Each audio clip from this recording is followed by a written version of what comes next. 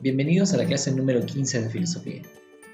En esta oportunidad, el tema a tratar es el tema del libre albedrío, y lo hacemos ahora al final de la unidad de Antropología, ya que esta temática puede ser abordada tanto desde la ética como desde la antropología.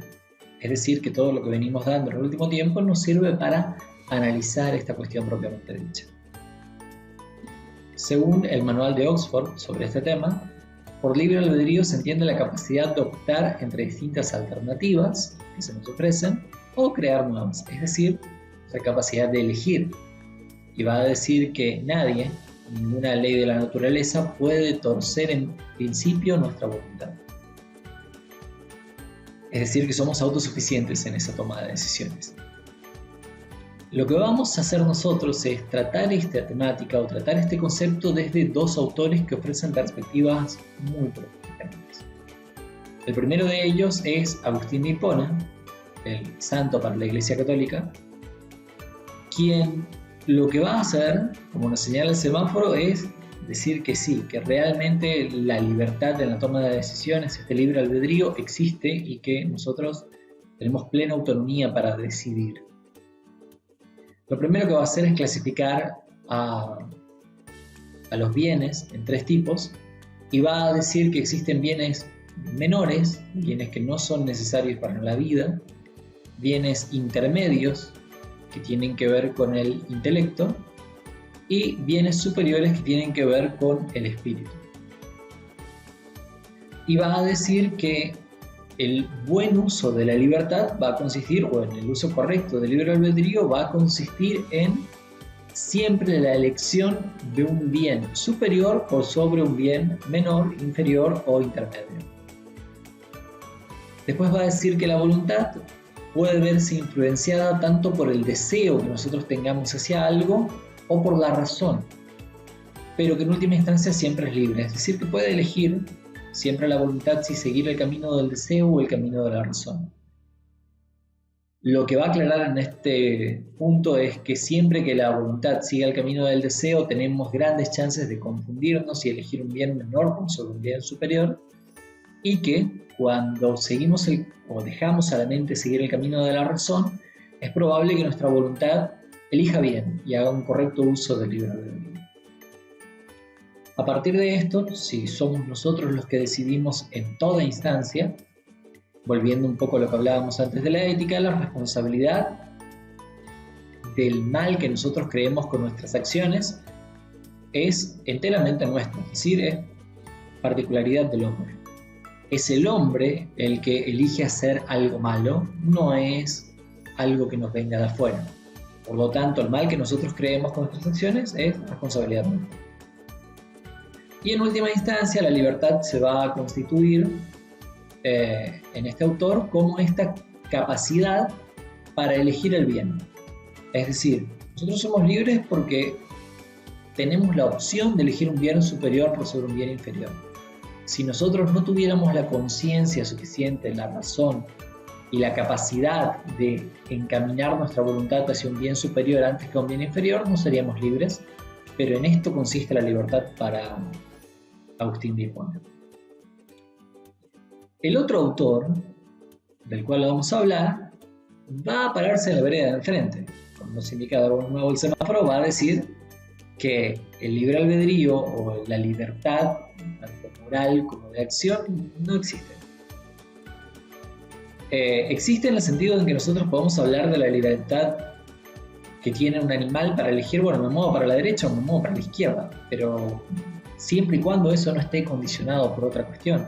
Incluso va a decir que la libertad intelectual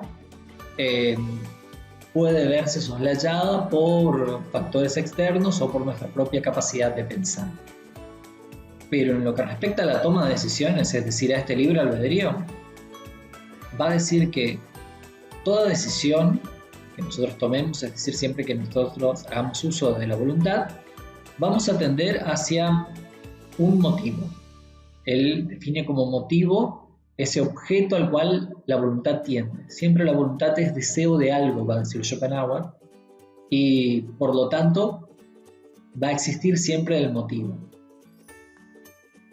Entonces, cuando nosotros elegimos, por ejemplo, entre dos cosas diferentes, el motivo de nuestra voluntad va a ser aquel que nosotros terminemos prefiriendo por sobre la otra cuestión. Si van a un mercado y tienen que elegir entre una Coca y una Pepsi y eligen la Coca, evidentemente el motivo era la Coca-Cola y era lo que ustedes iban a elegir siempre. Y lo que va a decir es que nuestra voluntad, nuestra capacidad de querer eso es omnipotente. No obstante, está mediado por el conocimiento. ¿Qué quiere decir? Que nosotros, en base a lo que sabemos en un momento determinado, queremos algo, pero en cuanto lo queremos, la voluntad es tan fuerte que no tenemos posibilidad de modificarlo. Es decir, si nosotros queremos algo, la omnipotencia de la voluntad lo que va a hacer es irreductiblemente hacernos ir hacia eso. Por más que nosotros deliberemos, en última instancia vamos a terminar yendo hacia ese motivo, hacia ese objeto de deseo de la voluntad.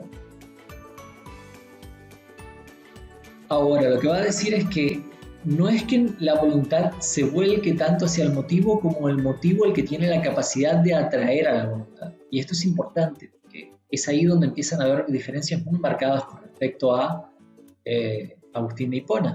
Para Agustín de Hipona no eran los bienes lo que atraían a la voluntad, sino era la voluntad la que, regida o por el deseo o por la razón, tenía que optar hacia un tipo de bien. En este caso es el motivo el que atrae a la voluntad, y cuando tenemos la posibilidad de elegir entre múltiples motivos va a ser el más fuerte el que atraiga y no hay otra opción.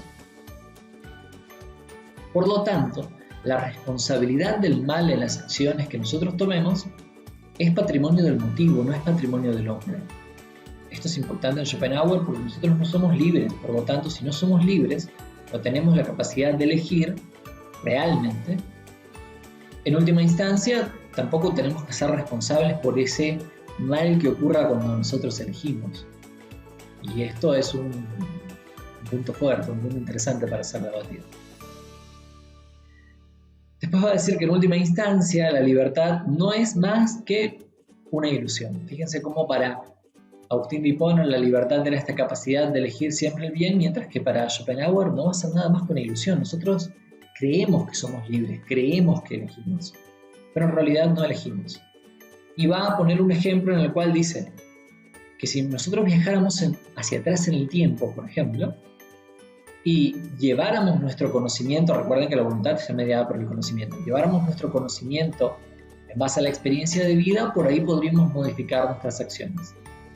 Pero si viajáramos en el tiempo y al viajar en el tiempo perdiéramos la noción de todo lo que hicimos en ese lapso de tiempo, volveríamos a tomar según él las mismas decisiones, porque el motivo y nuestro conocimiento trabajarían de una determinada manera para ejercer a nuestra voluntad y hacerla tomar exactamente las mismas decisiones, es decir, tender hacia los mismos motivos. Y por último, un cierre que podemos decir de Schopenhauer, que no tiene que ver por ahí tanto con el tratado que él hace de libre albedrío, pero que sí tiene que ver con el resto de su teoría, es que quizás la única manera de aspirar medianamente a ser libres es la suspensión de todo tipo de deseo, la suspensión de todo impulso por cualquier motivo, que es lo que va a tomar de las tradiciones orientales como el nirvana,